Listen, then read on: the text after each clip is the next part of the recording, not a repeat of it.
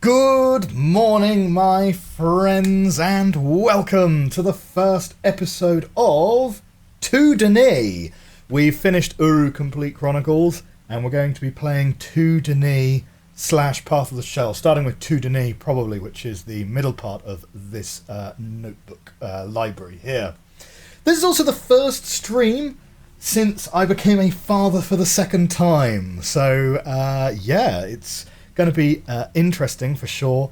My wife is taking my second daughter out to a baby group this morning, and that's going to run every Tuesday, in fact. So the plan is that we're going to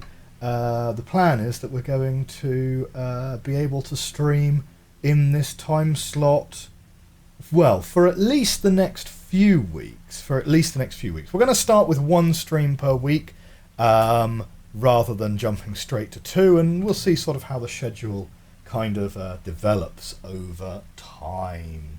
I want to say a big thank you to everyone, both on the Discord and on Twitch and in the YouTube comment section, for all the wonderful messages of support and well wishes for me and my wife and our new daughter, and she's doing absolutely brilliantly. She's now like 9.5 weeks old or thereabouts, and she's getting along absolutely great. I would say, as far as becoming a parent for the second time, they say that 1 is like 1 and 2 is like 5, and I wouldn't agree with that, in honesty. Like, I would say that having 2 children is definitely harder than having 1 child, but adding a second child is not as big a jump as having your first child. Like, 1 is 1, and having 2 is more like 1.4, let's say. It's definitely not twice the work, let's say. That's my humble experience of it so far anyway. But, you know, if any of you are parents in the chat or in the comment section, then yeah, you know, let me know how you found having your second child. In the chat today, we have Darkfay13, we have Jaffrus. Hello to both of you. Darkfay has resubscribed at tier 1. Thank you very much for that subscription. That's much appreciated. We've got Zephyronicus, good morning to you. And we have Darkflow, who unfortunately can't stay for long because he's at work, but he wanted to be here for the return to Twitch. Congratulations on being father ×2. Thank you very much, Darkflow. Yeah, so the timing of this, obviously being in the middle of the day, in a weekday, means that it's going to work for our Antipodean friends in New Zealand, Australia, and so forth, but probably not the ideal time of day for those of us in the GMT time zone. I happen to just not be at work at the moment. Okay. Your old subscription has stopped streaming, so you figured you'd move it over here. Oh, that's very kind. Thank you, Darkfay. Thank you. Okie dokie. Right. With that, let's jump into it. We are doing To Denis, which I guess we could start with either of these 2 books. Well, we've already unlocked several entry points in, I suppose that's Kavir, but I suppose we should probably start.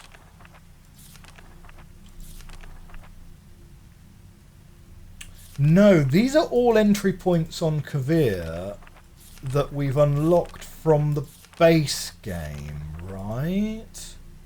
Because this is so-and-so's office.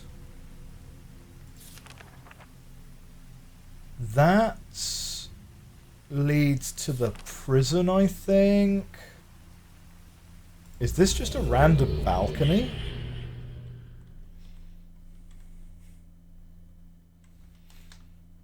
The balconies we have still yet to have figured out. Yeah, we've got random balconies.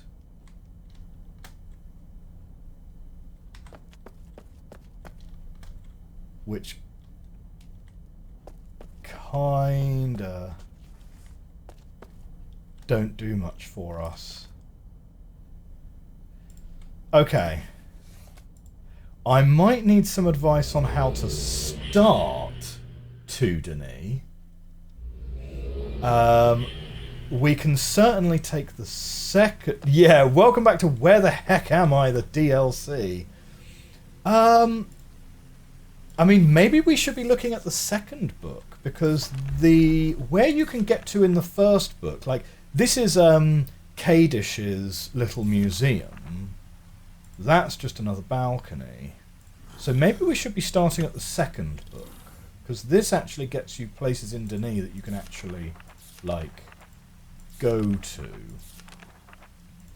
Let's take this first one here. There is likely to be a little bit of content overlap. Well, I wasn't expecting to see a beach ball here.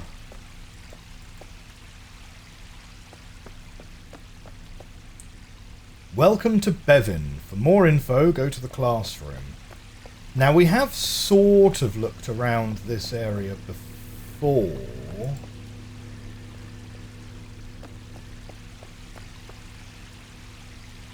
But I don't think we've explored it thoroughly. Huh. So there were a bunch of people that visited in 2004, and then I'm the first person to visit in 20 years.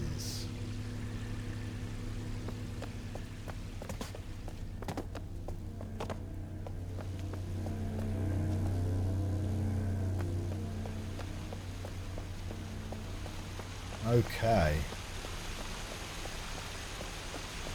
I think it seems reasonable to explore this location, yes?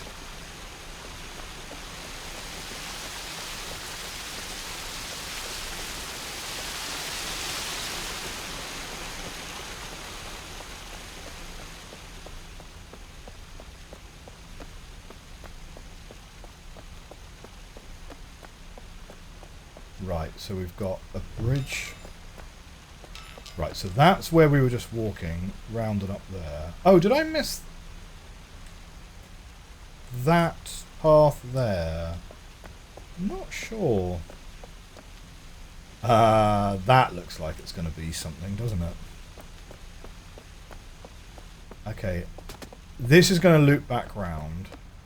Now, I remember this between Bevin, the home of a one-a-side fire marble footy. Now, this area I actually got shown several months ago on URU Live, on Moolah. A couple of us on the Discord. There, and it's here. It is here. So we'll nab that. Yeah, a couple of guys from the Discord, we all went on to Moolah, which I've never really managed to get working properly, I have to say. But we did have a little look around that bit. So Kavir on... Well, yeah, I mean, I suppose, of course, it's going to be the same, isn't it? Well, I guess it'll be the same, but it'll also be quite different. Oh, hello. The DRC has your best interests in mind, please.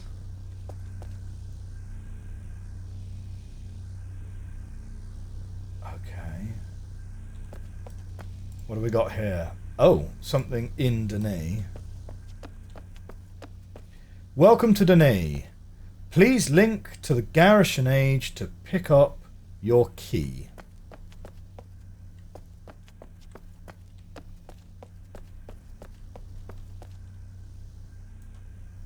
Kavir is one of the islands. Bevin is located in the cavern wall. Ah, I see, I see.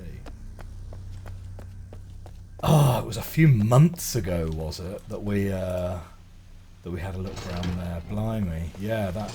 Time does fly, for sure. Is that a fire marble that I'm kicking around there? Oh, no, it is. No, don't do that. That's valuable, mate. Pick it up. We might need that to power something later.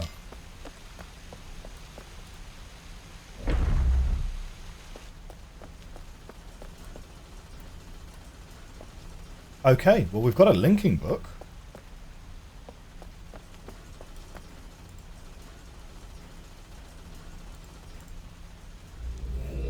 Well, it can't be incorrect to go there. Is this our first 2 Denis age?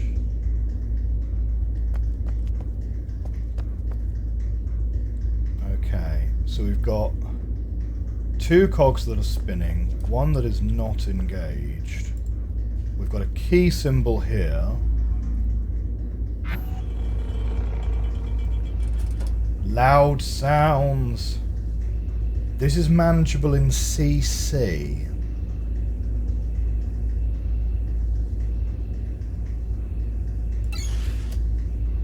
Fairy tale. Oh, it's so much louder online. Okay. Oh, hello.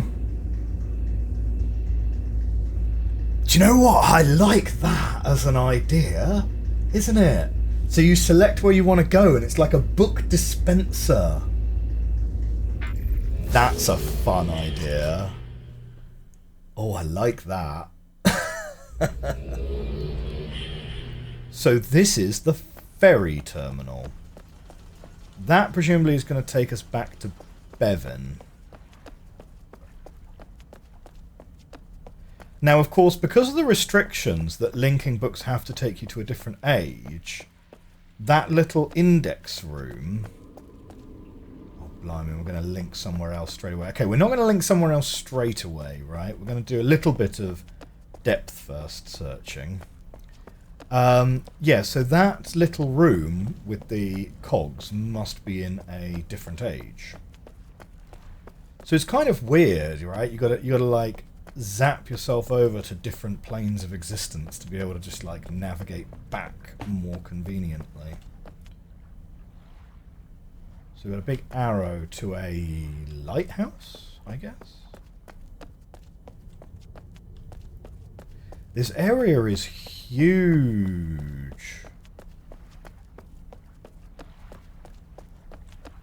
I mean, it's the seat of the Denis civilization, of course, so you'd expect it to be big, but like, this is going to take ages to explore.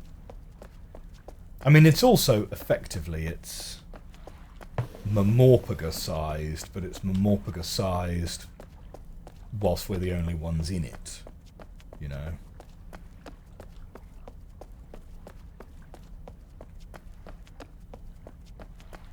So other things I've been doing in my time off, I went and installed...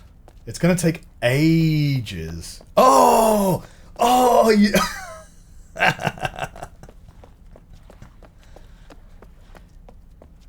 Good one. Good one. Got him. Oh, dear. I tell you what, these boats are wrecked. Finger guns. Oh dear. Do you know what? I thought that was someone coming down the stairs there, but no, it's just a little bit of the I don't know, maybe it's just a little bit of graphical tearing or something. That freaked me out a bit. It's kind of like, you know, you go into these Myst environments very sure of the knowledge that you're not going to run into anyone here.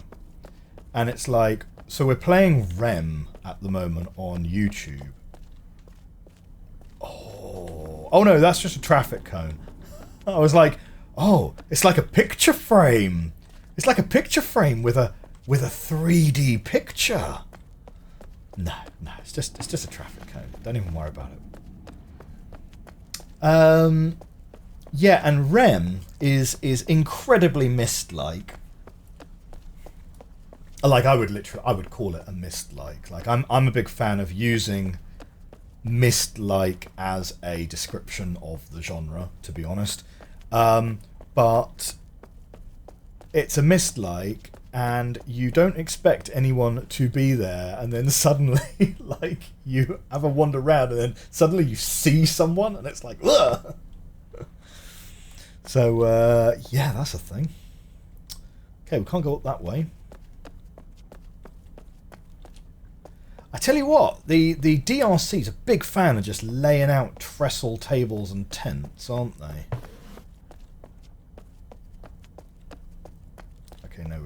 back there. Right, so I have a suspicion there's not anything up here. The lighthouse is going to be up there. Yeah. You've been thinking about trying to draw a map whilst watching playing to keep track of where everything is, because the REM maps are simple.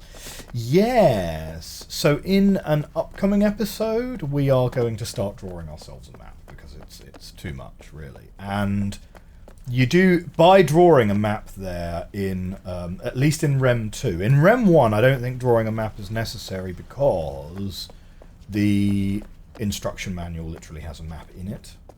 But in REM 2, drawing a map has been like super helpful because there's a lot of verticality to the map. I think we've got to link out of here. There doesn't seem to be anything in here. But yeah, REM has been absolutely amazing. One of my favourite games. It's gonna end up on the top 5 list for sure. We are back in Teledan.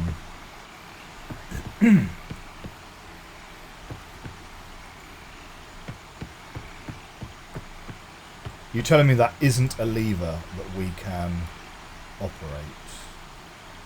I mean, I guess this looks pretty busted, to be honest.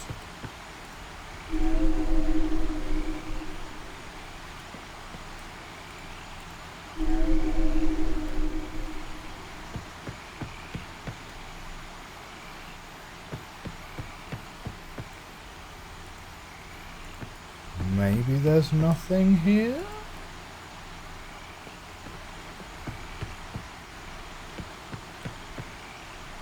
And we have to link back to Relto? Really?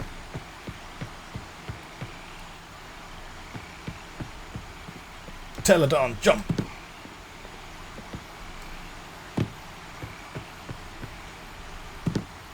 Now, we've very much got the invisible walls this way.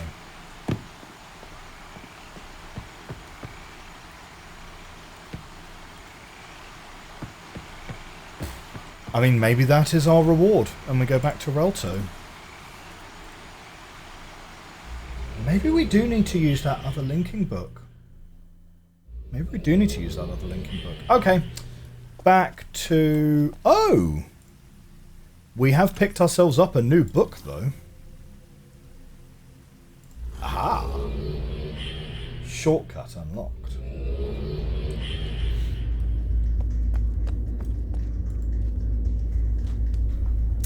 But yes, if you've never played REM, high recommend. It's going to be one of the... It's going to end up on the list for the end of the year, you know, the top 5 games we played this year. I tell you what, though, it's going to be a competitive list this year because we've played some absolute bangers. We've played some absolute bangers this year. Like, if you think all the way back to the start of the year, Obsidian, we did this year. We completed it this year, so Obsidian is a contender for the list for sure. Death's Door is going to be a contender on the list. That's been absolutely fire. REM, of course. We're not going to put REM and REM 2 on the list, and realistically I doubt we're going to finish REM 2 in time for the end of the year anyway, so it wouldn't be eligible for the list. But REM would probably make it onto the list.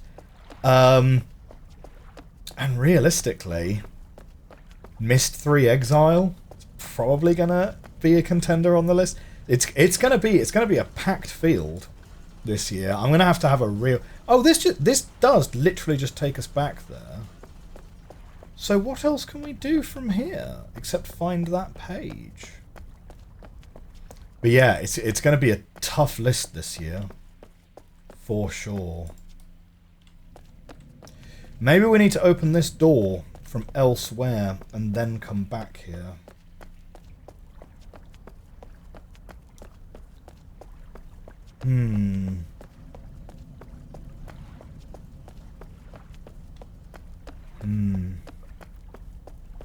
We recently started playing Another Crab's Treasure as well, which I also doubt we're going to finish before the end of the year. But that's been absolutely brilliant. If you're a fan of the Souls-like genre, like, it's certainly not the hardest Souls-like out there, but it is definitely a Souls-like. So, yeah, definitely go into it kind of understanding that. But that's been great fun, and it's really interesting how different a Souls-like can feel when it is put in a veil of comedy, effectively. Because another Crab's Treasure is like, hey, what would happen if you did a Souls-like but made it bright and funny and gave it a bit of an air of whimsy? And it works really well. Like, it's pretty great. So yeah, that I would give that a recommend as well, to be honest, if you are a fan of that genre.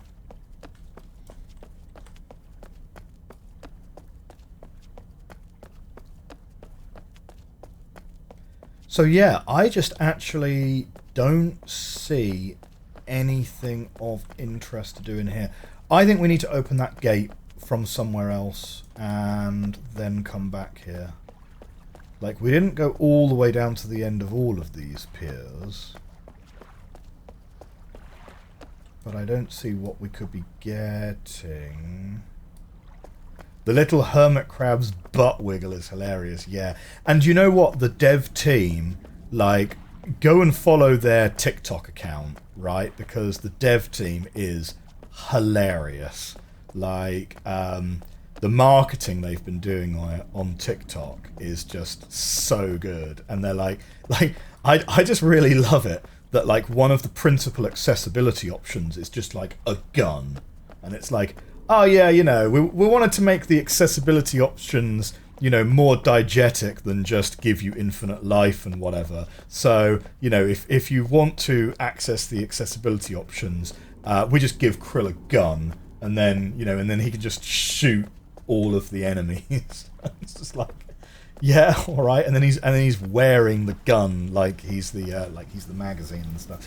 It's just really funny, because it's so bizarre. And you know, all of the flags are ketchup packets, and all of the lobsters are like centaurs. They're like horses, and they ride with lances, but the lances are like plastic straws, which they use to skewer other crabs and stuff. It's very clever. It's very clever.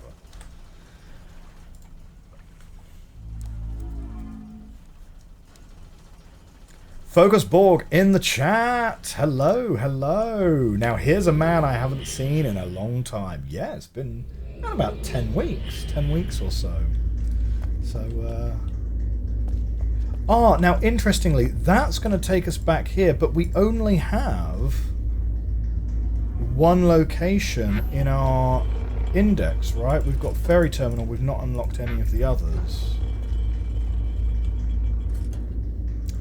So I reckon back to Relto, back to Dene. There must be more that we need to do, and then we come back there after we've unlocked stuff.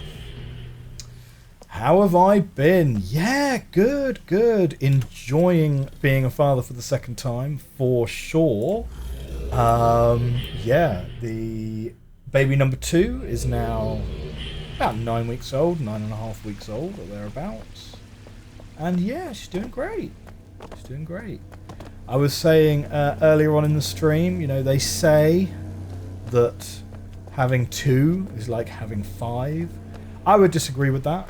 I think I would say the marginal impact of adding a second child is not as big as the marginal impact of having your first. I'd say having 2 kids feels a bit more like having 1.5 kids, let's say. Because she's alright. She does okay.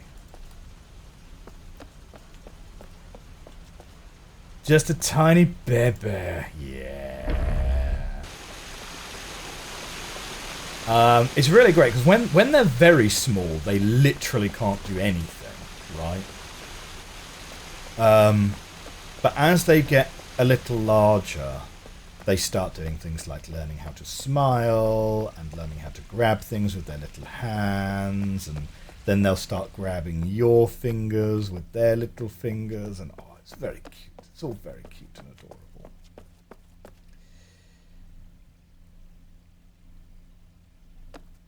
This is the DLC, so you won't be much help, as it's quite different from the Moolah version. Okay, okay. So we did fiddle with this a little bit.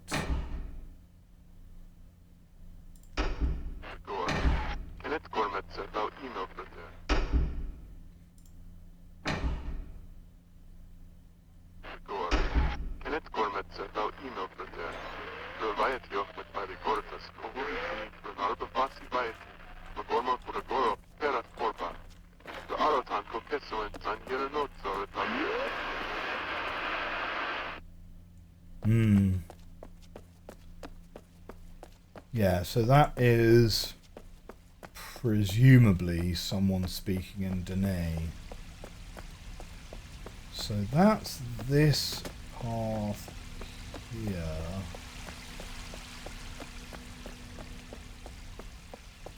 Okay. So we warp in here. Going up there just loops back round. These doors I don't think open. You've been playing a lot of retro games, just old obscure titles. Went and played every version and port of Myst. 3DO, CDI, PS1, Sega Saturn. Oof. Very nice.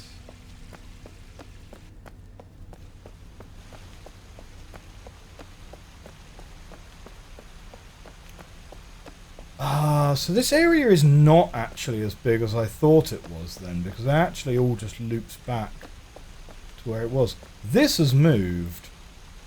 So this is like keeping track of the time or something. Ha ha ha ha. You need to finish that port, the 3DS. Hey, on the plus side, at least it was never ported to the Virtual Boy.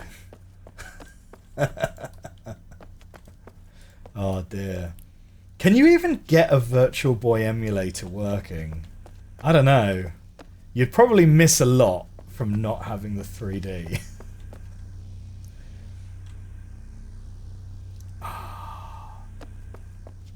So...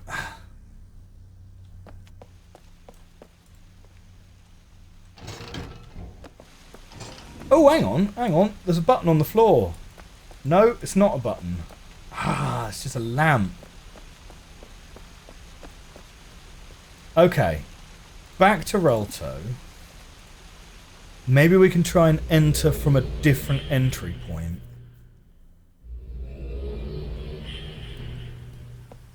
The part I seem to be struggling the most with this To Dene DLC is how to start.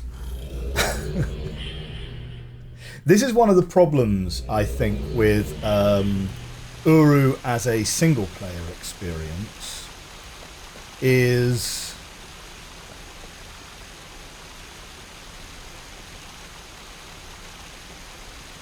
do you know what? We understand this a little bit better now. So you've got the little Bahro, and you've got the 4 pillars that you've got to, like, return or something.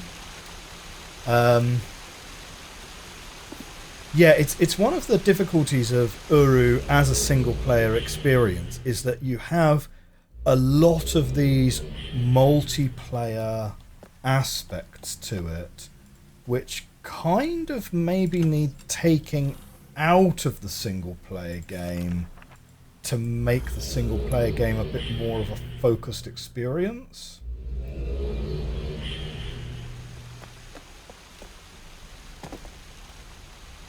Right.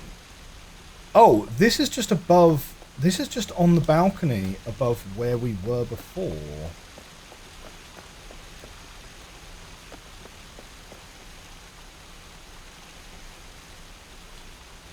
But what do these balconies give us, then? Okay, the fact that we now know that this isn't a random balcony, this is the balcony above where we were, Is this like an Indiana Jones and the Last Crusade thing, where looking down on something from above gives you like, ah yes, there's the 10. It's the X that marks the spot.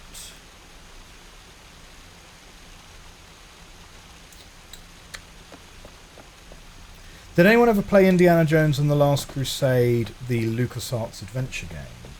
I think it was like from 1986 or 1988, something like that. It was definitely 80s rather than 90s.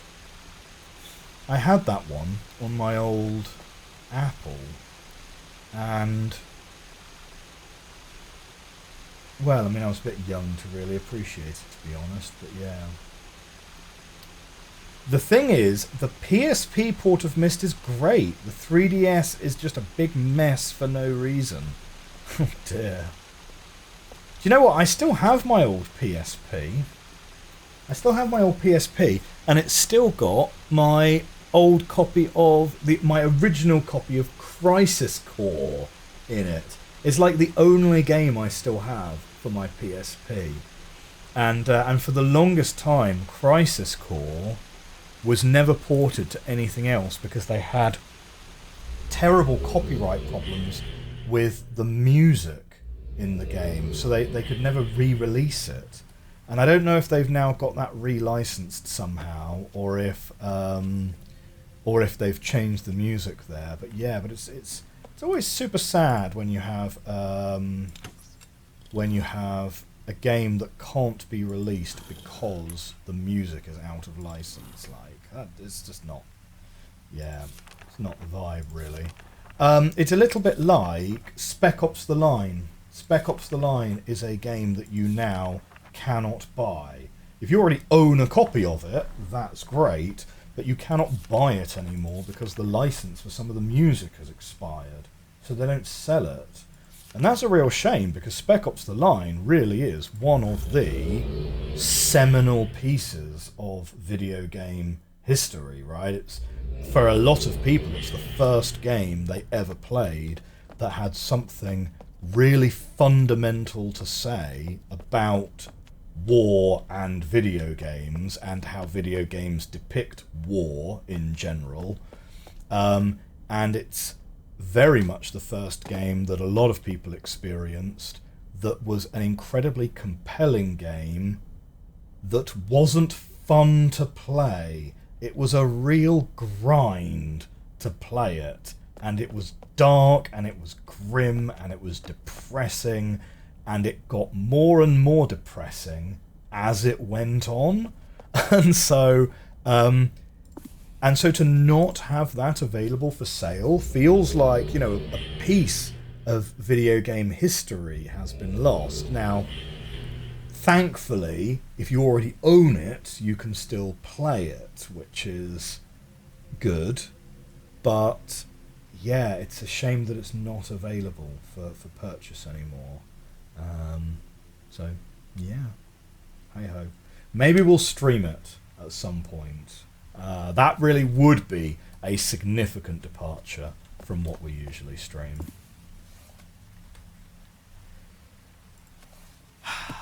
This has the 2 Denis symbol on it. This has the 2 Denis symbol on it. This has the Path of the Shell symbol on it. I'm assuming that 2 Denis has nothing to do with the Path of the Shell book here. I'm also starting to think maybe we should just start Path of the Shell, because I'm not sure where we're going or what we're supposed to be doing. Let's have a little read. You have your hacked PSP and PS Vita. The Vita died recently though. Oh, that's a shame. I never had a Vita. I've heard it was really good though. You remember writing the review of that game while sitting in a cafe overlooking at the Burj Khalifa, and you live in Dubai. Just felt appropriate to be there whilst writing it. Oh, I didn't realise that you were a games journalist, Focus Borg. I mean, I guess if you were writing a review of... Spec Ops The Line is like 15 years old now by this point. So, You must have been, unless it was a review that you did fairly recently, like a retrospective or something. Do I need a hint? You've remembered how to get through the intro bit. Yes. Yes, we definitely need a hint. I think we're definitely at a hint point here. Just to get us started, just to get us some kind of direction on where to go. Let's have a read of this book. Aguera and Berin. There were some who came here thinking they could build the tree, but only a dead tree is built. Life cannot be assembled from remains. So this is Yeesha writing. And now these builders are gone. What has happened to them? Are they now part of the remains, or have they become part of the tree? For the tree does grow, the great cavern breathes voices in places in the great void. The called continue their journey here, building on growing. It is their choice. One new book given to open up paths in the cavern, given to open up the origin, given to open up a glimpse of the future.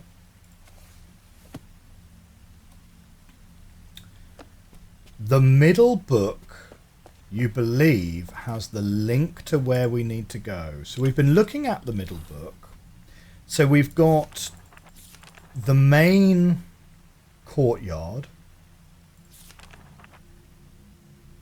We've got... Oh, the balcony above the main courtyard. Actually, did we try this balcony yet? Maybe not. You used to be. You worked for a few local games publications in the past as a side gig. Ah, nice. Oh, no, we have been here. Oh, wait, hang on. Is there a cloth down here? Oh, I thought maybe that was a linking cloth. But no, it doesn't look like it. Oh, first book. Okay, okay.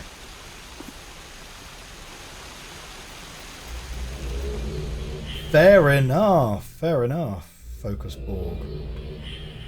Yeah, games journalism is one of those things that's...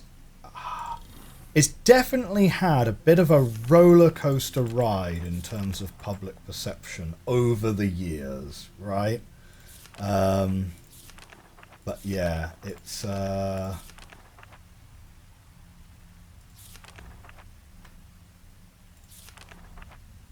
So hang on, so we've got a balcony here. This heat is cooking your brain. So we've been to that one. There's a balcony. So this is the guy's office, right? We get to this office from Teledar.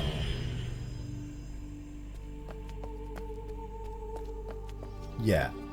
So we've been here, been there. We've read all of this.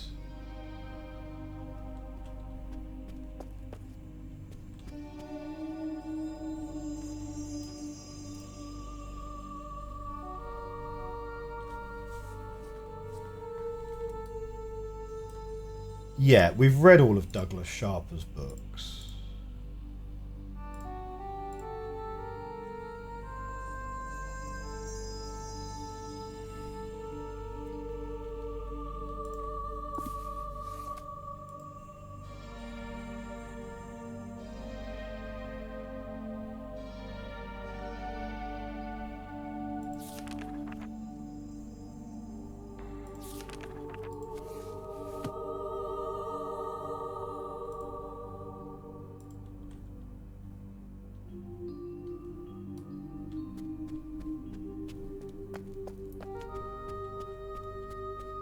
And this one takes you back to the fish tank room in Teledarn. So we've been here before.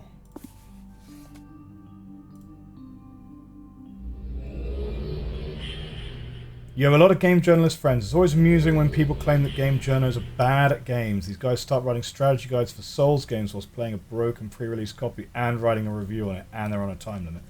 Yeah, well, I mean, the games journalists being bad at video games is kind of, it's a joke, right? Because because games journalists, yeah, they have to play games under quite a tight time schedule.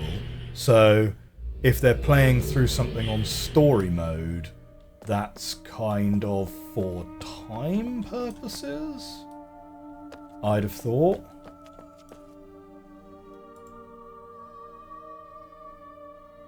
Wait, oh, this takes us to someone else's Relto.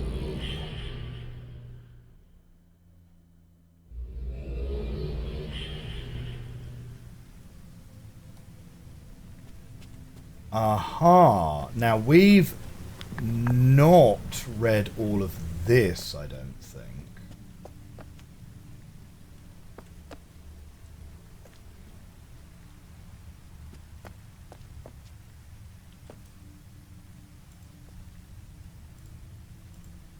Right, so none of this is accessible.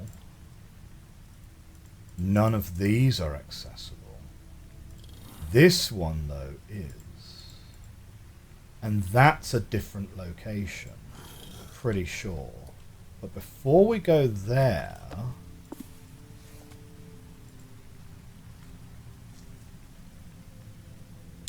Eden Chemo and Ida Giza. Right, we've been to those two.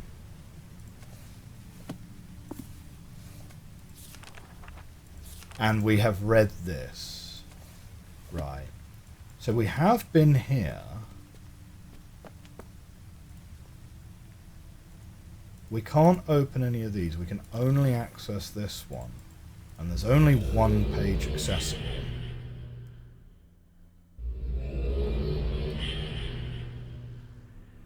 And this is a different location. Yeah, this is a different location.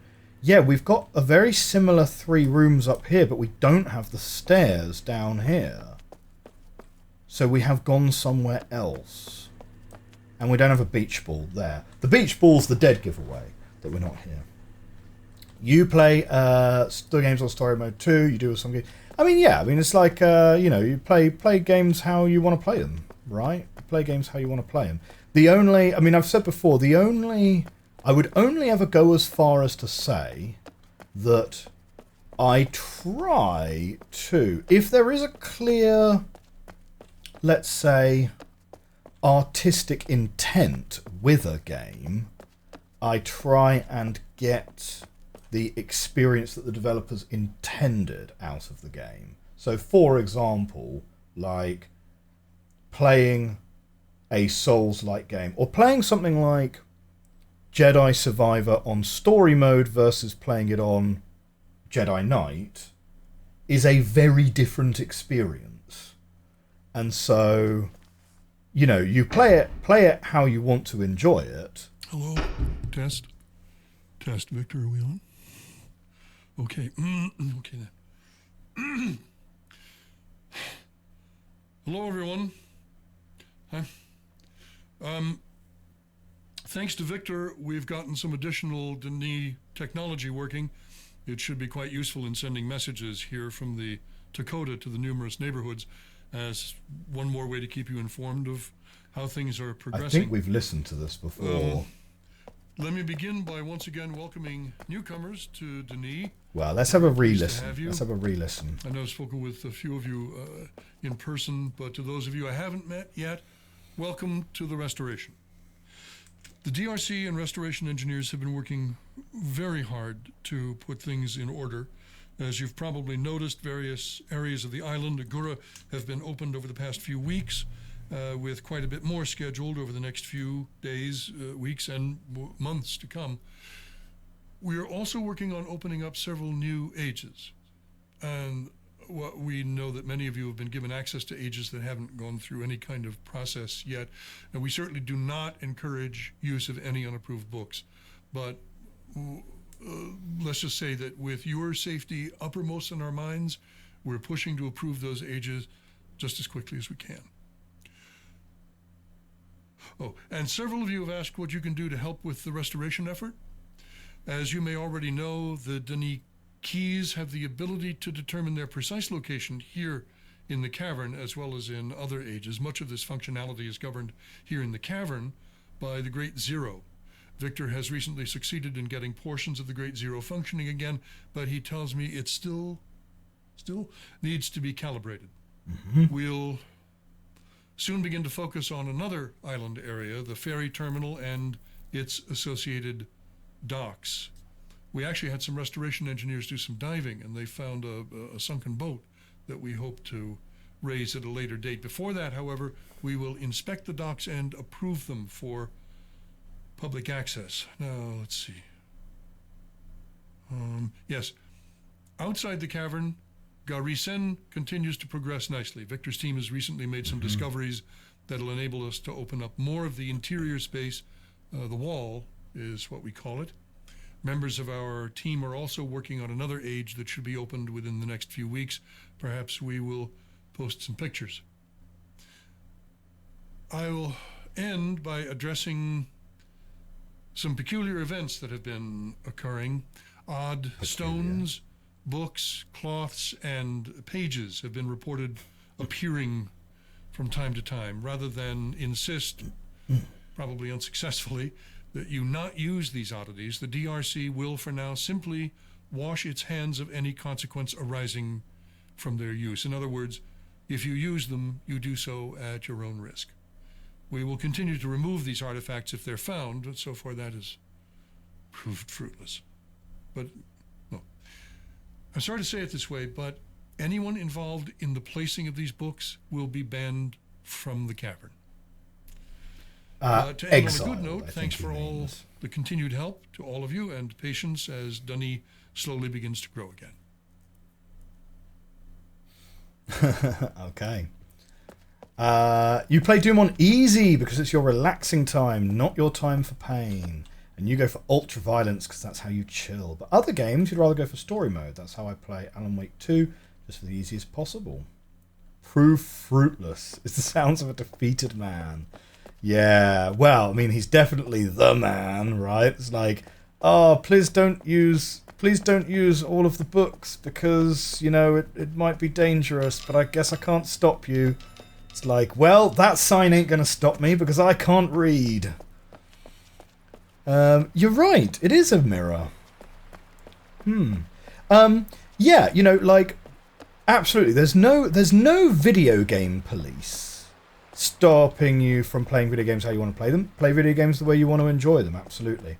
The only commentary I make on that is that, yeah, if there's a clear artistic intent behind the difficulty of a game, it's simply a question of appreciating that what you are experiencing might be significantly different to the intended gameplay experience, because games are kind of unique in artistic media in that the gameplay itself forms part of the artistic experience intended, but as long as you kind of appreciate that as part of your decision making, then like go and have fun however you want to, right? Like there's not like there's a correct or a wrong way to play.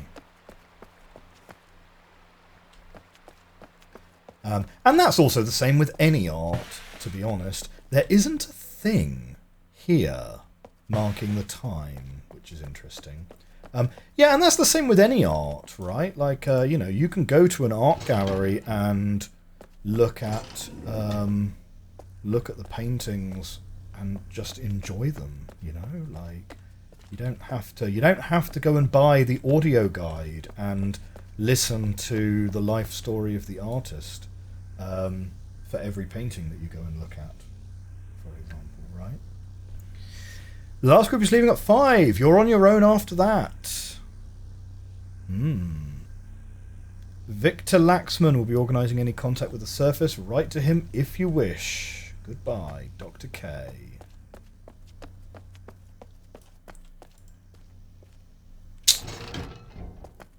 Okay. So we've got one door here. Oh, hang on. We've got a door here. Almost didn't see that one. If you're not a time traveller that managed to go back to the past to watch a Shakespeare play live when it was first played, then you're doing it wrong! Wrong, I say! I will be the theatre police. Do you know what? Right, and this is. Oh, now who was it? Oh, do you know what? I've forgotten his name. He's a very popular TikToker, and genuinely, I can't remember his name though. It's not Jason Pargin. It's another chap. And genuinely, I have never seen a bad take on his channel. Like he's a very, very sharp guy, and he did a video about Shakespeare with a twist. But what's our twist going to be this time? We're going to do Shakespeare as written in period accurate costume. And we're not going to update anything for the modern day. And we're not going to put in modern political nuance into it. It's just going to be from the page to the stage.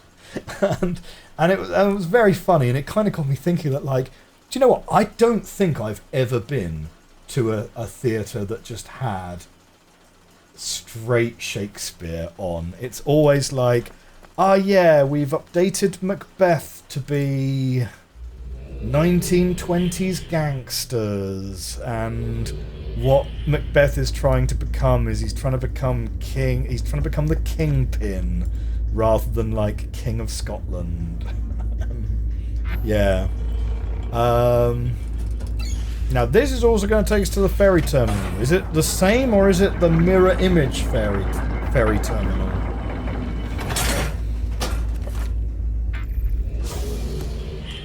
I hope it's not just going to take us to the same place as before, because then we're just going around in circles.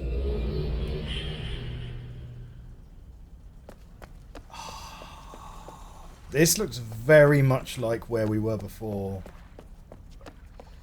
Don't know if you guys play TTRPGs, but it kind of reminds me of some of the people getting into World of Darkness and Vampire the Masquerade and complaining that it has current politics.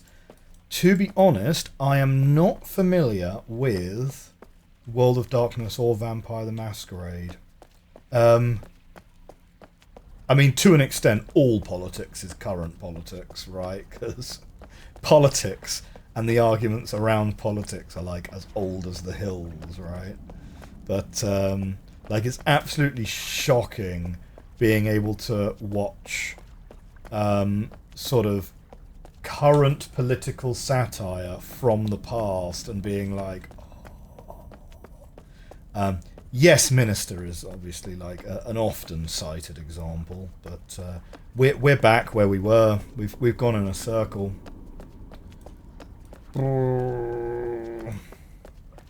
But I'm not familiar with those TTRPGs personally. I never particularly graduated beyond Dungeons and Dragons. I play a lot of Dungeons and Dragons. Oh, this is just going to take us back round here as well. Anyway, so yeah, I currently play a Dungeons and Dragons campaign that we've been playing for like 15 years now. Sort of working our way through a long campaign. I have played a little bit of Call of Cthulhu, which I quite like. It's alright. I like the way the skills work in Call of Cthulhu, where it's always just roll a d100 and you need to get higher than your current skill level on that thing. Or, no, wait, hang on. You're trying to get lower than your current skill level, right? Because your skill is like a cap. Higher numbers being better. But yeah, never really did any of the others. Piece of advice with the DLC. Those pedestals are basically fast travel linked to your key. So register your key on the pedestals. Right. Wait. How do I...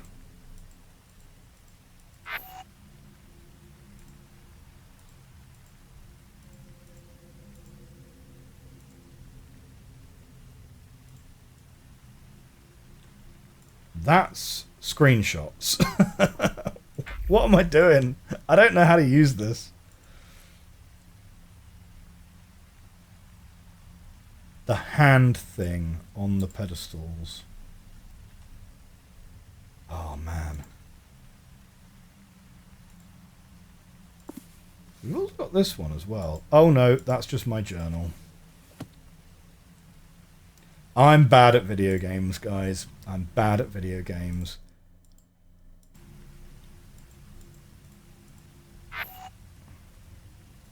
No, that's just taken a screenshot.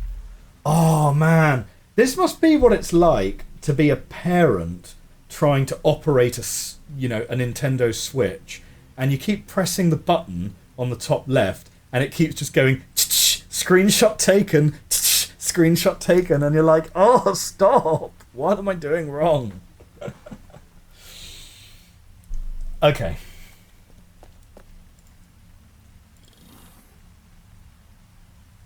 So that took us to Reverse Denis. But it didn't really have anywhere we could go from it. Okay, let's continue checking. Let's continue checking places.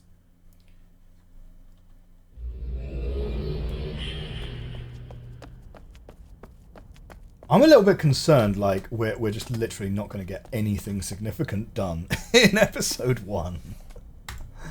We might have to just look up a walkthrough for this bit, just to get us started.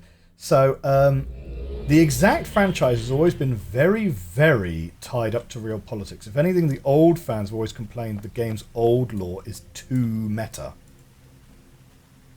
You have more hints. We might need more hints, Dark. We might need more hints. We've been there recently. That's just Kadish's place. I think we've been here. In WOD, which is World of Darkness, right? We had all sorts of real events. The Gulf Wars, 9/11, different wars, cultural stuff too. It's a game that's meant more for LARPing in the current time. Okay. Fair enough. Now, yes, right. I remember coming here, and we do have a lot of books to read. And we never actually read all of the books in this room. So we could make a start on these. Unless, Dark Fae, you have a hint more to direct us. Or should we read these articles and books around here, and these will help direct us? You would have a look around the spy nook a bit more. The bit with the Relto book. Okay. Absolutely. Let's go. Let's go. We'll come back and read all of these journals at some point in the future. But, for the deep lore, let's at least get sort of where some puzzles are going on before we start getting into the deep lore.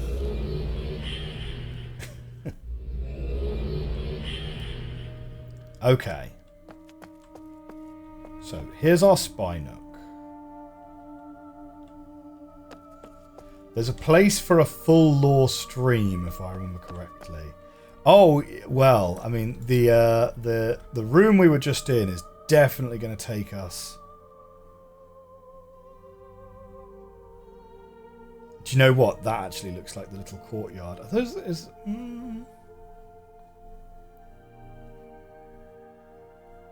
Do we already have a picture of this one? We got the thing up for the first time. So this was all Kadish to Lisa. We now have a picture of that, if you remember. We already have a picture of this.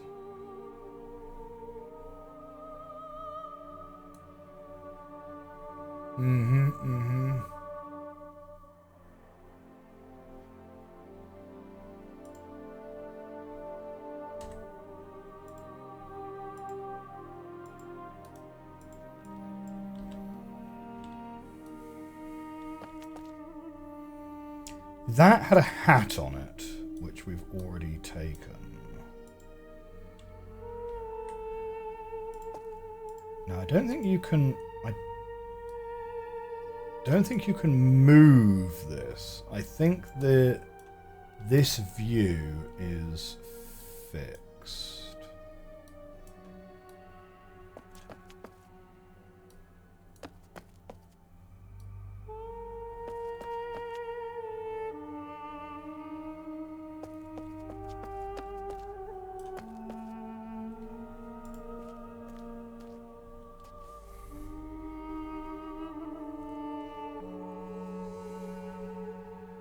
I don't think we want to go back to Teledarn.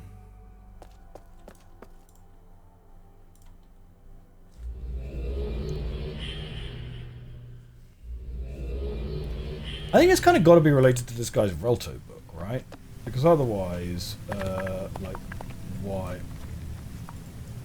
Ooh. No.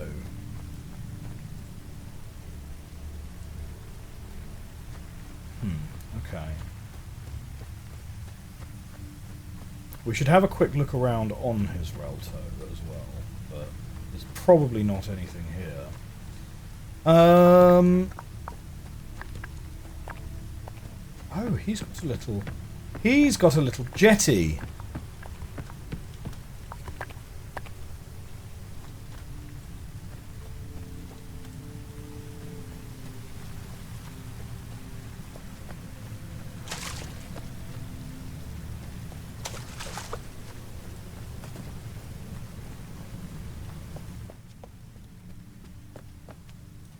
Okay.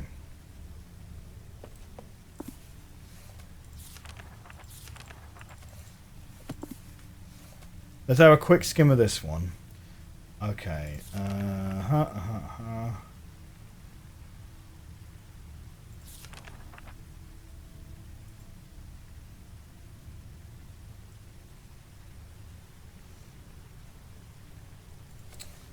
Yeah, I'm not sure if that contains a hint or not. And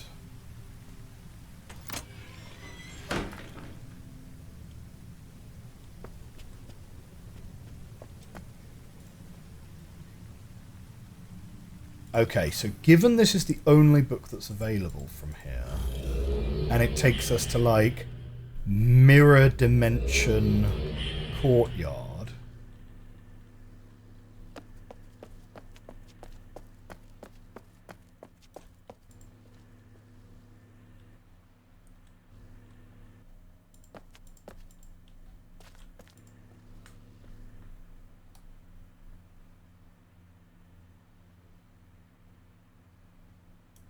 Kirel.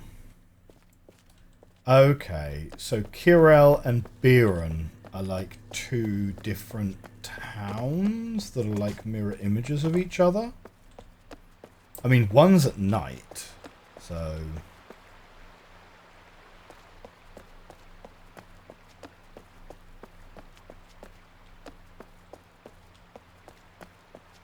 I feel like we must have missed something in this age.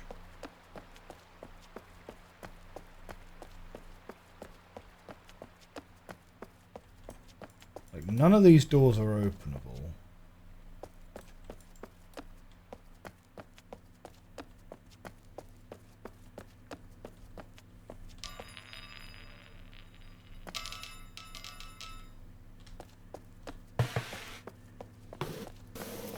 I mean, just leaving fire marbles lying around the place. Very dangerous, potentially. Or not. I don't know.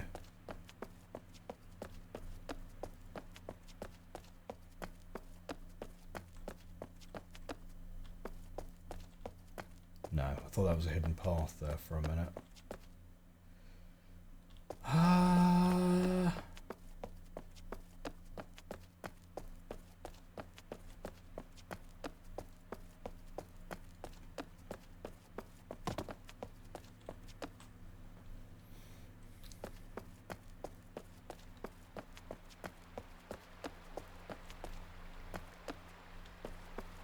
Okay, that takes us back down there.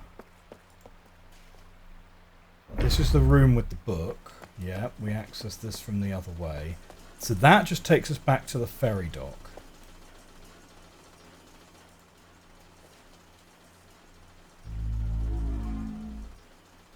so by doing that, we register that with our key somehow, do we? I'm not 100% sure exactly what that means.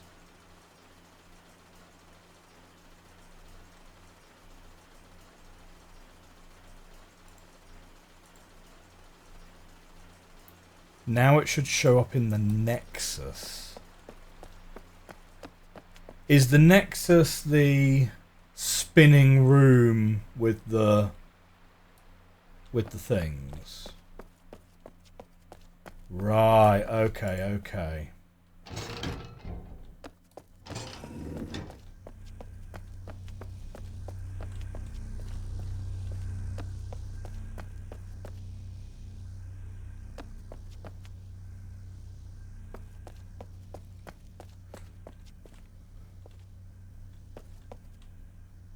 We've got some numbers here which are different colours to the other numbers.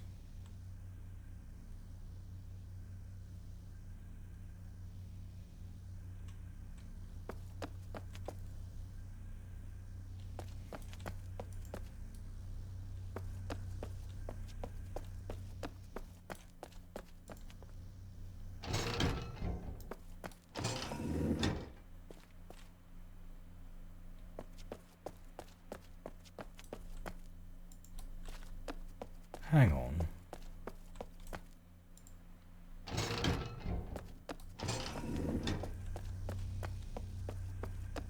Oh, right, no, there isn't a second door. That was the door we entered from. Oh.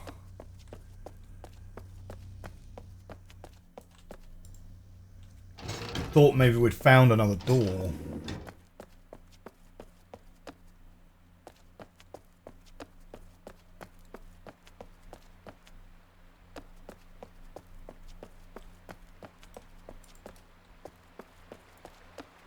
Oh, okay. Oh, right. We found something, finally. Oh, man. Yep. That only took, like, an hour into the stream. Maybe. So, like...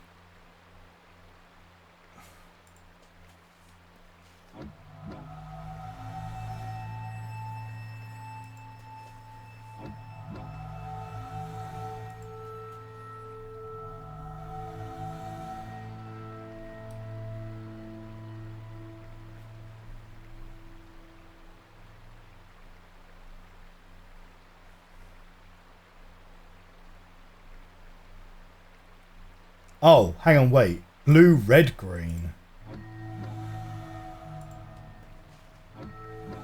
Literally just doing it in the wrong order. Right, so if we do blue first, then red, and then green,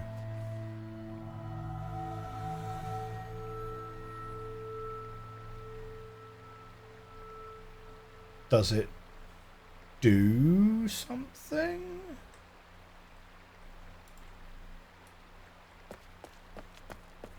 We should go down and have a look.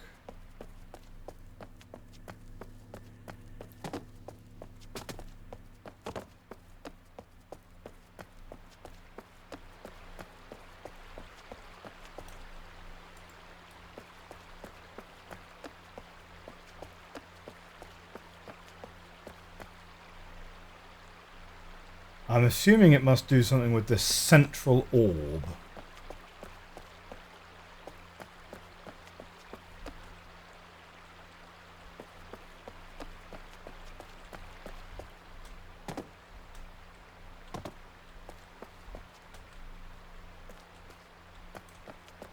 That's not anything.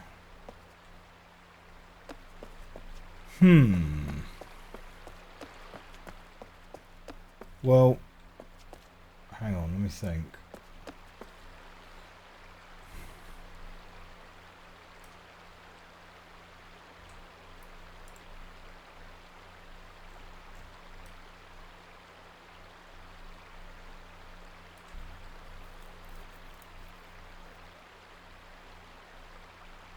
So, I mean, I'm assuming this is like an order of activation.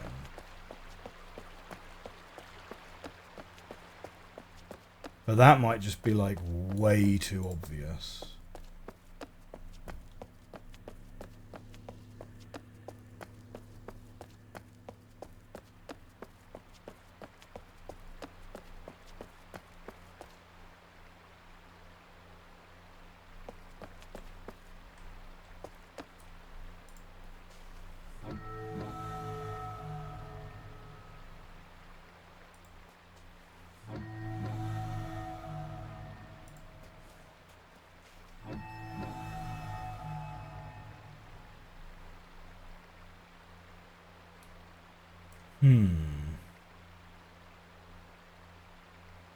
What if we do it bottom to top?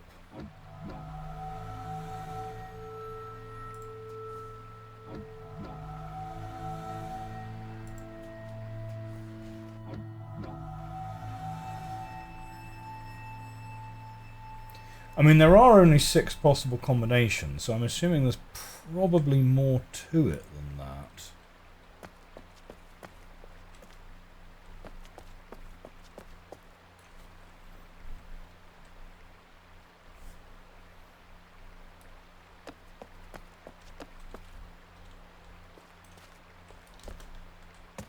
No, can't get over there onto the rooftop or anything.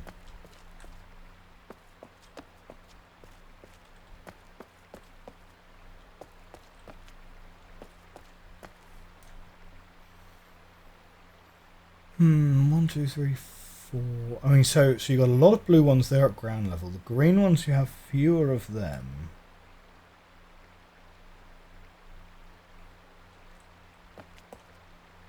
Some of these are lit up and others aren't.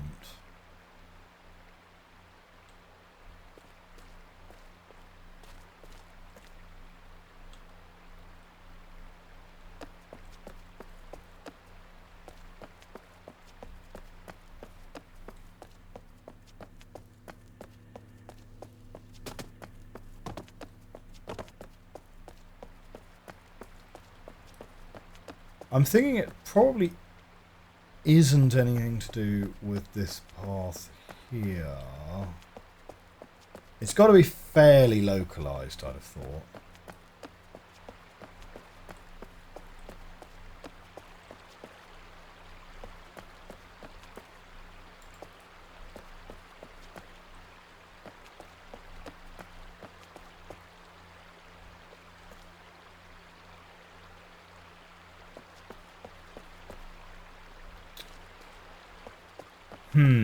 I wonder if we turn these on and go to the other location, does it change anything in the mirrored location? I don't know. Let's turn these on blue, red, green. And in case the order is important.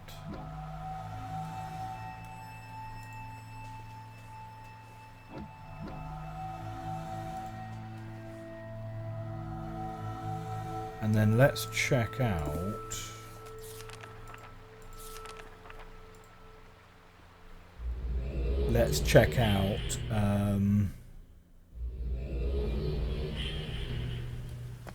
our first courtyard, which is, it's actually none of those. It's going to be in this book. Oh right, yeah, okay, that takes you there.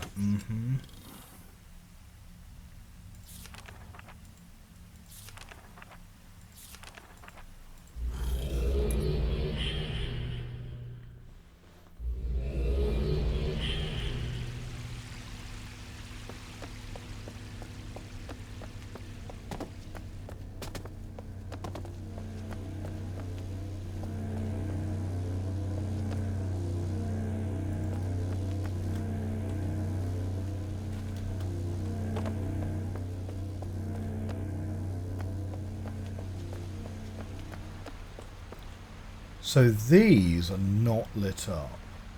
Oh, but we do have similar buttons up there, which we've also missed.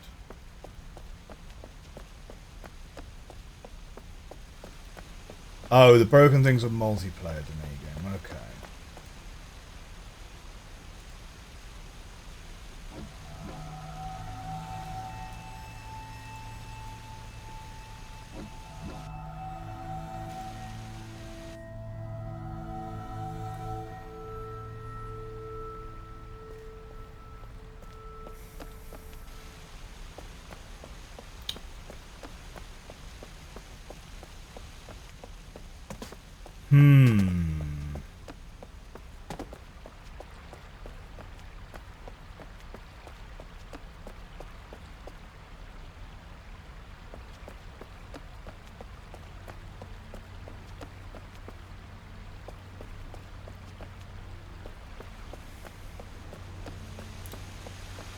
Right.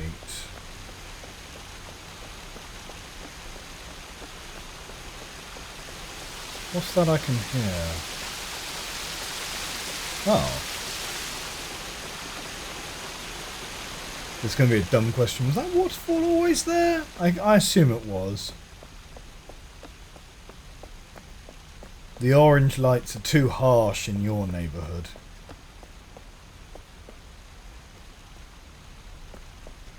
You're working out the fine line between drip feeding info and accidentally giving away too much. It's a tough line. It's a tough line.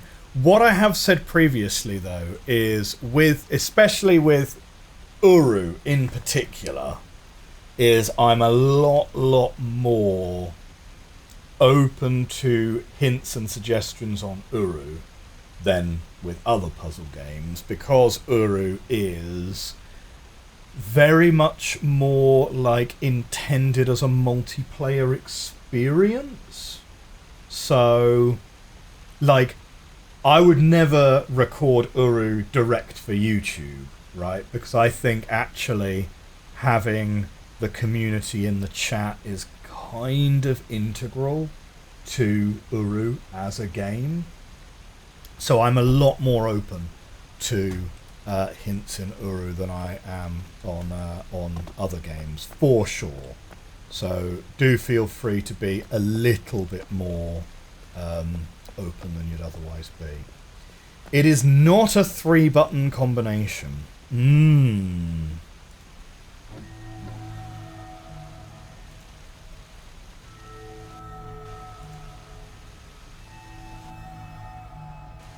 Okay, well these are not buttons.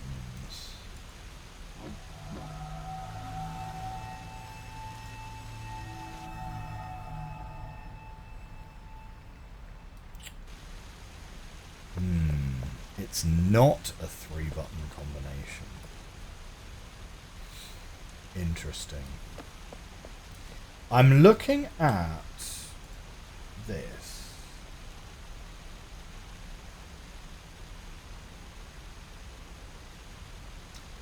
The fact that you've got blue, red, green here.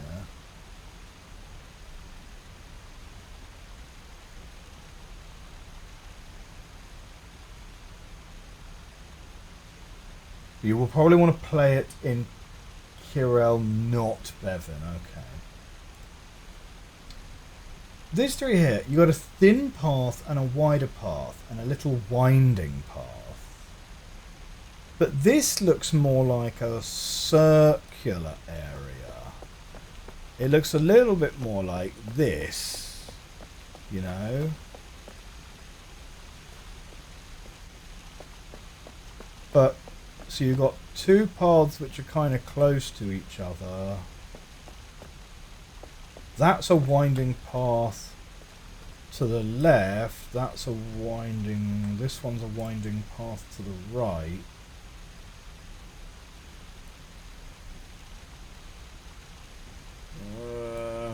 Okay.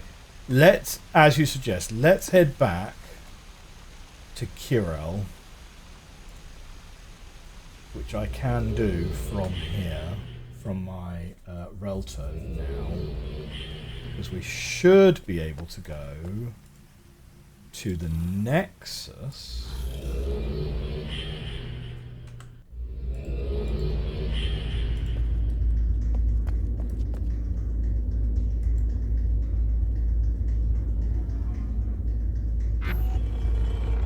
Aha. Lovely.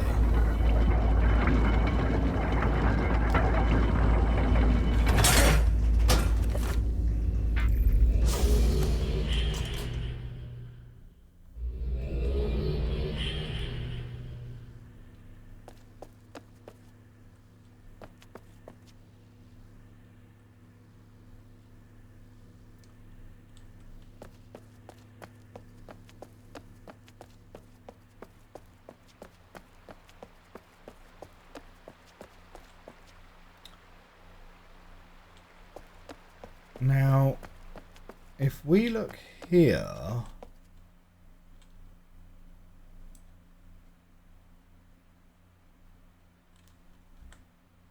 I don't know, maybe this is a little bit of a reach.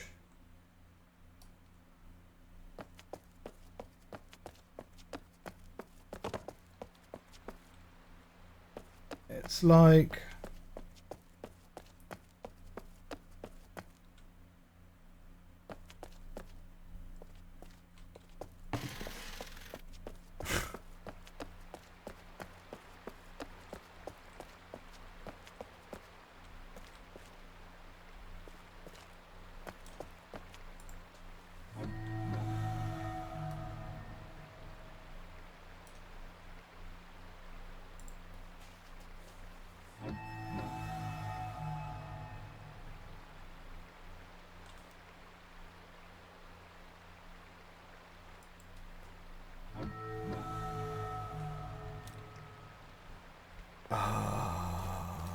I mean, I'm kind of...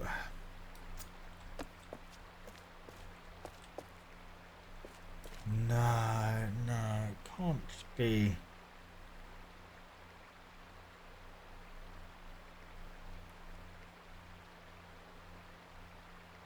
I'm trying to remember what my secondary colours are for RGB.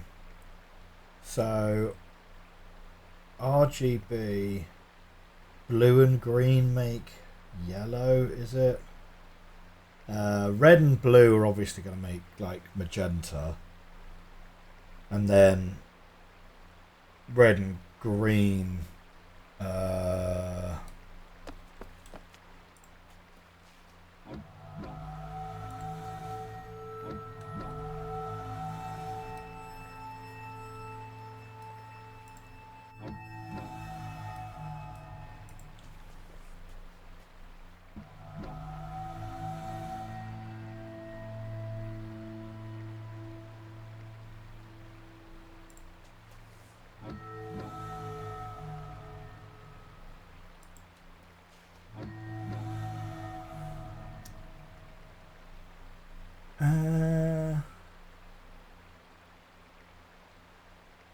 hang on, wait.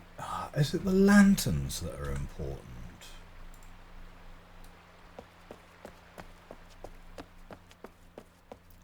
It's red-ish. Oh.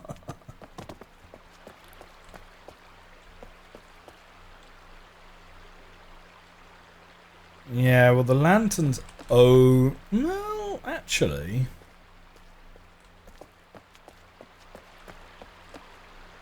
The lanterns end over a blue one.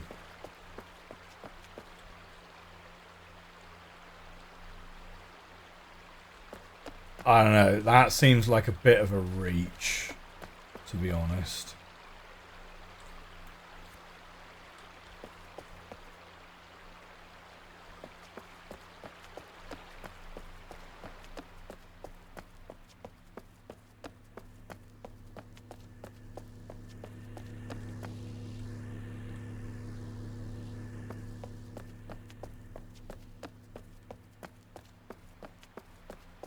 Okay.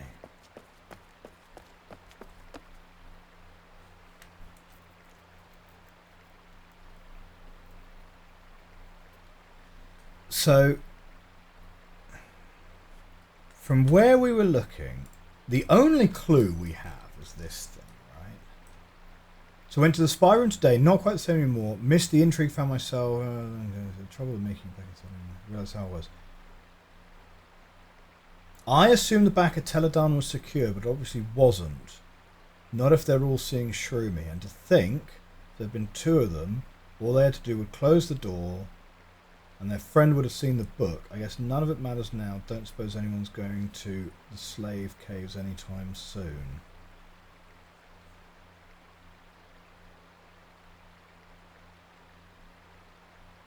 Oh, shoot. I'm now kind of thinking back, like, a little bit too far into the past. Did we...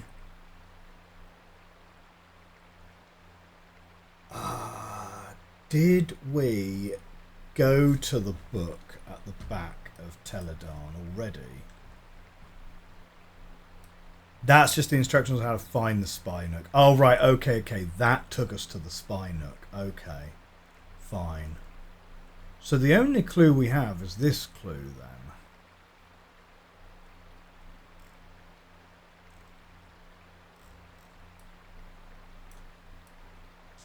Yeah, these are all related to other things later.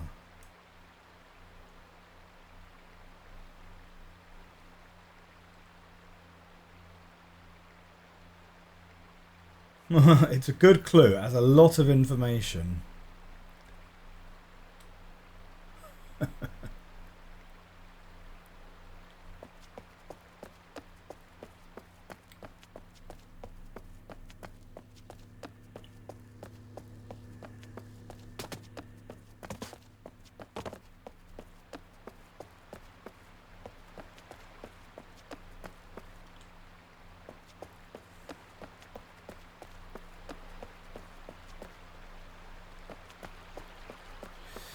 I'm trying to think if it has any kind of bearing on the layout of these little islands that come around the edge here.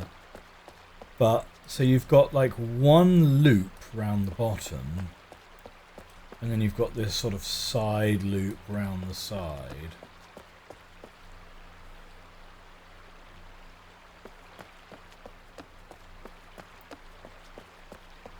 I mean, in terms of...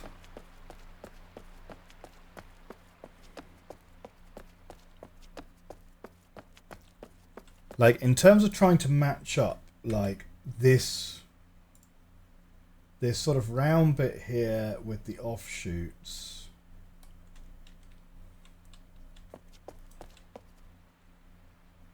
Like, you've got that path which curves slightly. You've got a path which goes down some stairs.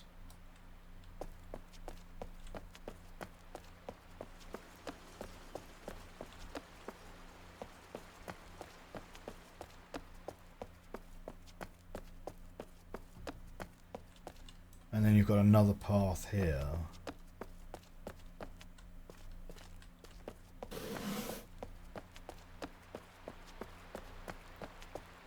And then from this side,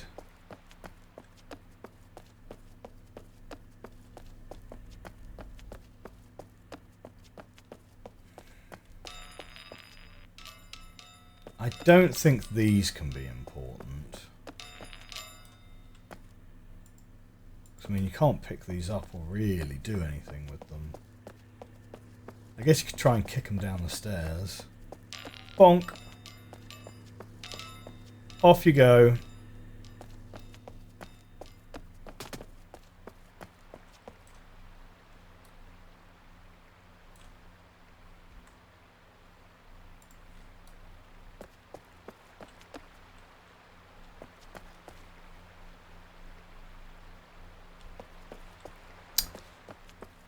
I don't know, man. It feels like we're pretty stuck.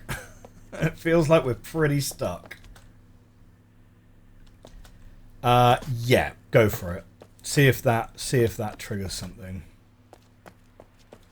How long is the password that we're trying to find?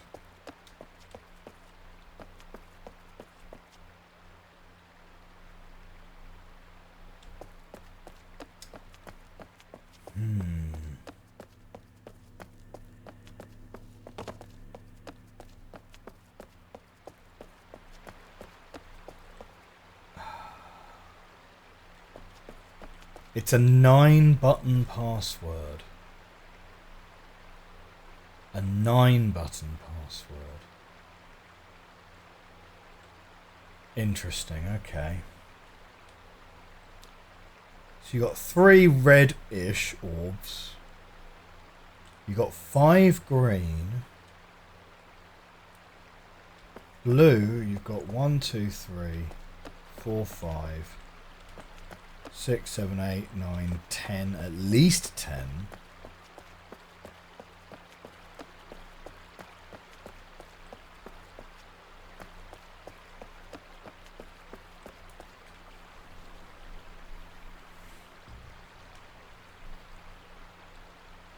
And the button is still not red.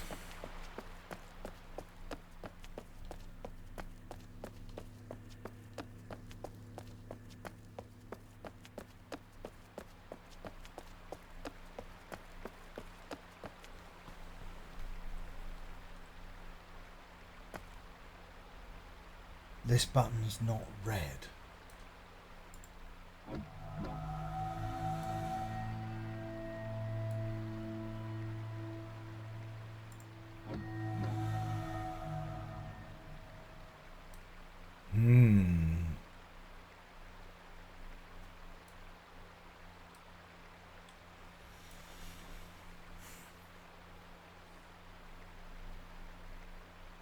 Oh no! Oh no! Yeah, okay, I've seen it. Oh, that's embarrassing, that is. That's embarrassing.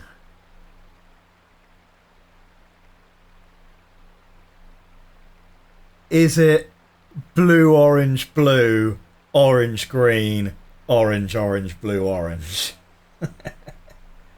Oh! Ah, that was that was painful. That was painful. That was.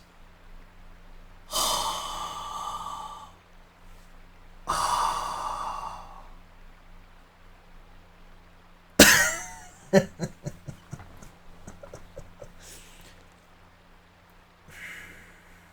it's the last entry in Shepherd's Journal. Yeah. I did see something along those lines as I skimmed it.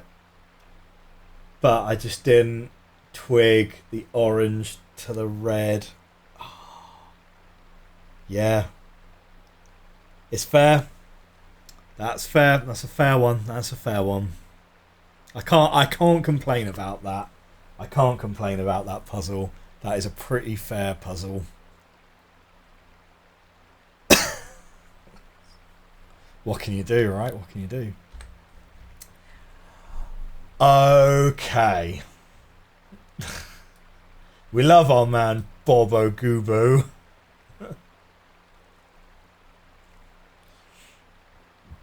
Yeah, we did skim it briefly, but we didn't really pay it much attention. Okay. Blue. Orange. Blue. Orange. I will put it out there, they could have made the orange button more orange. Green. Orange. Orange. Blue. Orange.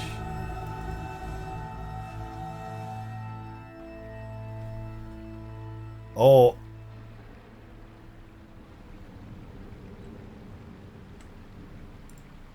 Did that do something? It looked like the thing in the middle flashed.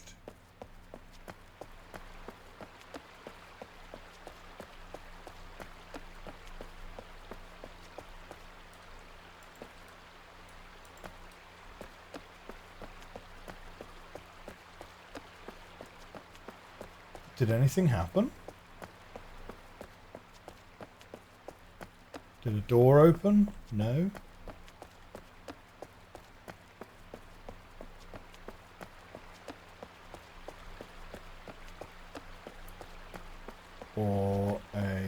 path open up?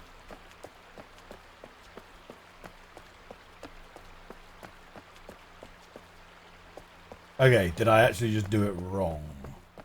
That's also a strong possibility.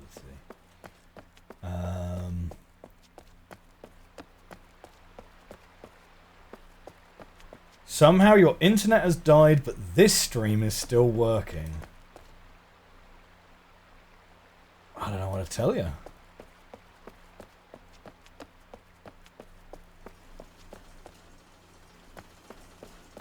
Hang on, I can hear something.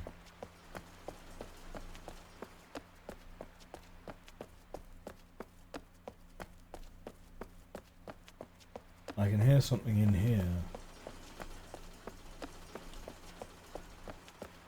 Or is it underneath me?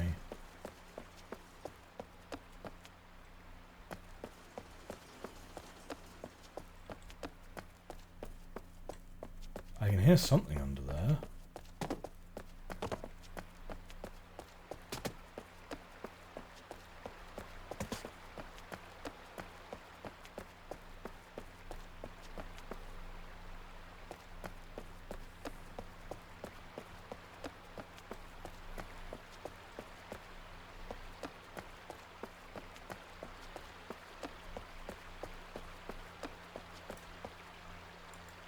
Did it right.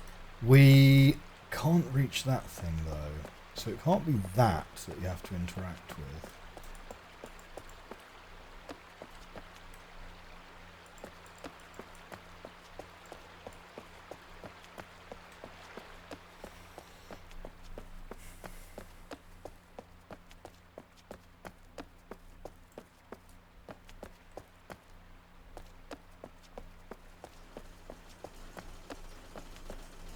Oh, it's this little cog at the bottom here.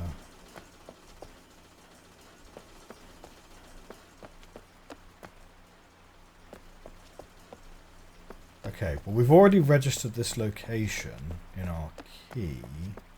Oh, maybe the opening is in other Mirror Town. Maybe.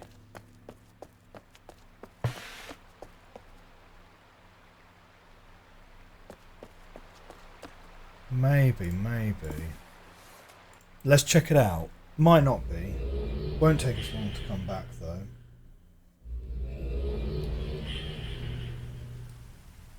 You have seen that I have put the code in correctly.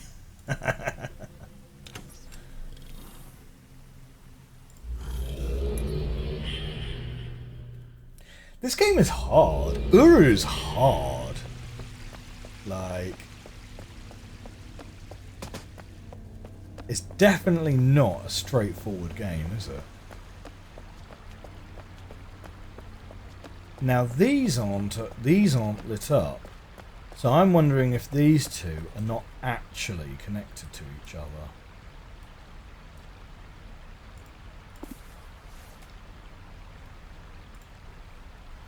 This is what you get when you go from a 3 to 4 player experience and try to single player it. Yeah. Like, yeah. I have done some of those, well, so we did do on the channel one of those exit the game games, which are supposed to be 3 to 4 players, and we did do one of those. But yeah, this is definitely hard as a single player experience for sure.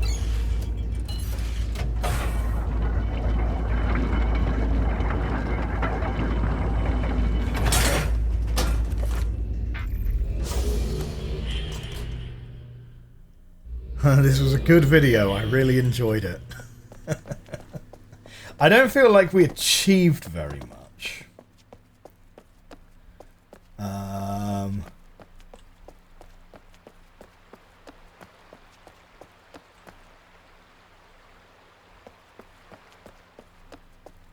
Oh, the exit the game one. Oh, right. Oh, thank you.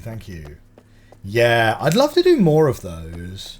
I think I need to upgrade my physical puzzle. Hang on, were these doors both open before?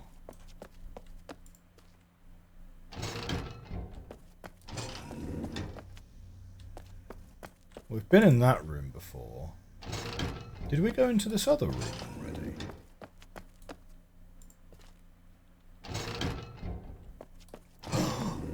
It's something new! It's something new!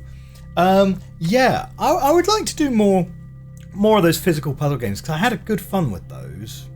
I think I need to upgrade my camera setup for it. And maybe do a little bit more finessing with the editing.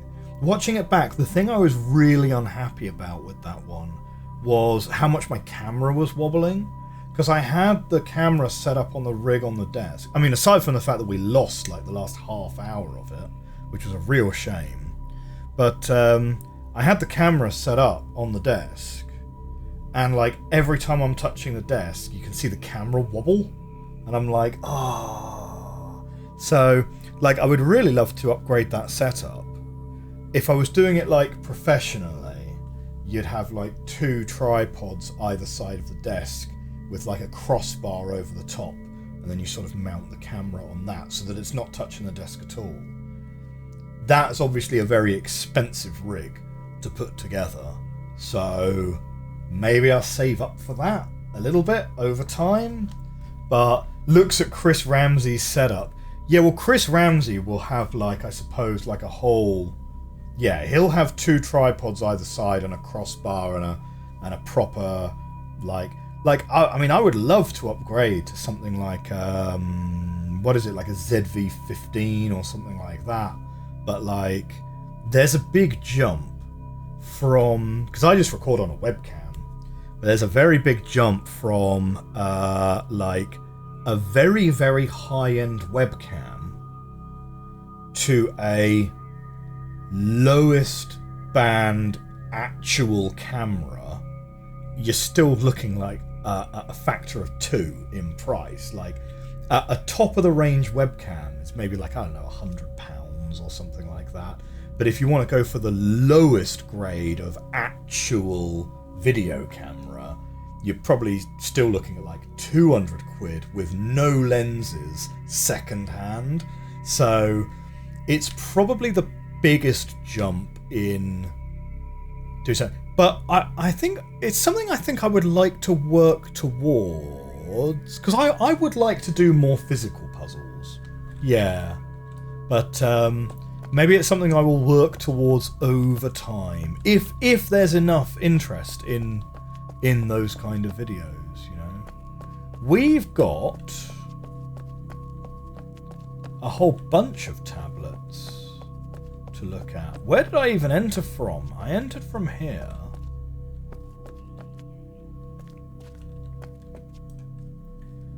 Nauseum says yes! Yes, you're interested in more of those kind of videos. Cool. The cheapest upgrade I could do is get my camera not to be attached to the surface I'm working on. Yes, I would agree. So even before... Because what I actually use is I actually use my phone to record. Because phone cameras are pretty great nowadays. So I use my phone to record. To get that not to be attached to my desk, at least one large tripod with enough counterweights on it.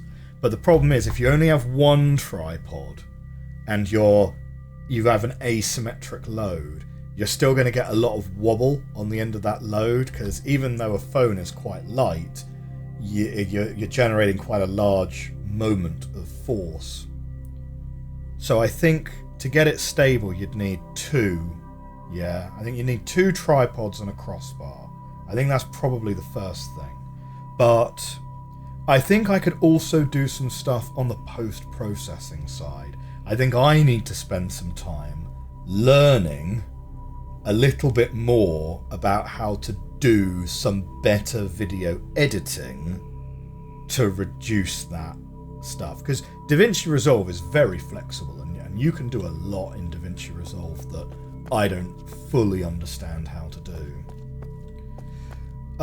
Well, okay. Well, we've got 5 tablets to look at. So 1, 2, 3,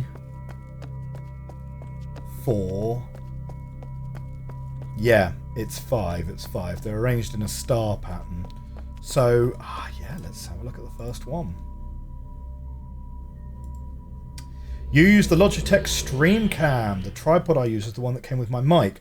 Nauseum, you might be able to help me with an actual problem then. So, I have a Logitech Streamcam. It's what I am streaming on. How do you disable the gyroscope in it? Because I find the gyroscope actually a limitation rather than a benefit, because when I try and do top-down recording using the Streamcam, it can't tell which way up it is because it's got a gyroscope inside it so that you can flip it sideways to do profile or landscape recording, which I find personally a bit of a gimmick and I never use it as a feature. But I can't find a way to disable the gyroscope, so when I try and do top-down recording, it never seems to be able to decide whether it's in portrait or landscape view and start switching between them, and it's very inconvenient. If you look at, thank you very much. If you're willing to look into it, that would be #amazing. But you're absolutely right, Dark Fae, that phone cameras are pretty great nowadays. So it does work. The only downside with it, as we found out, is if the internal storage on your phone fills up, you lose part of your recording. Hey, look at this. Look at this. We have a map. We have a map.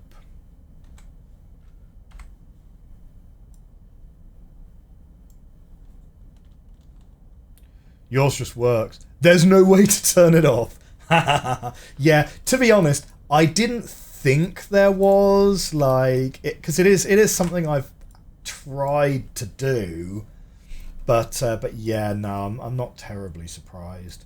We'll take a screenshot of this map and have a look into that later. Great. Right, what have we got over here on the table?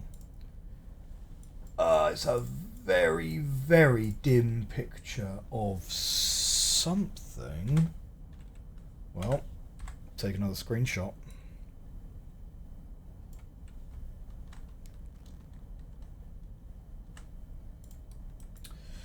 But yeah, I mean, getting at least, a tripod will certainly, it'll improve the situation. Like the tripod I currently have is very small, so the tripod itself has to sit on the desk, which kind of defeats the point, you know. So, yeah.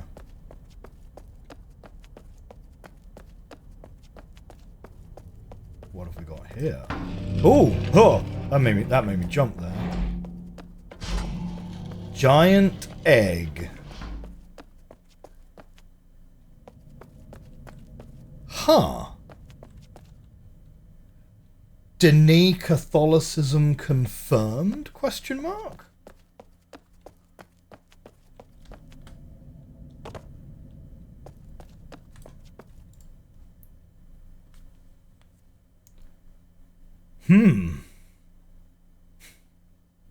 Well, at least half of those are totally terrifying.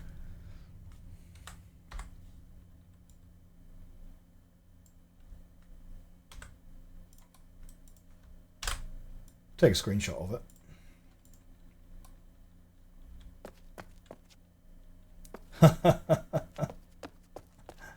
Have the camera on a very slight angle to make down be the direction you want down. Yeah, you can do that. I in my limited experience of fiddling around with it, I've found that it requires a bit of an angle. But yeah, quite possibly doable. Too bald to want to angle a camera down onto your head like that. Yeah, well, you know, it happens to the best of us, right? Like, what I quite like, though, in German, right? Now, we would call this a widow's peak, right? That, you know, you lose the hair up here, but you kind of keep the bit in the middle, right? And in English, we call that a widow's peak. In German, it's called wisdom corners. And I think that's great. So, yeah, I got my wisdom corners showing for sure.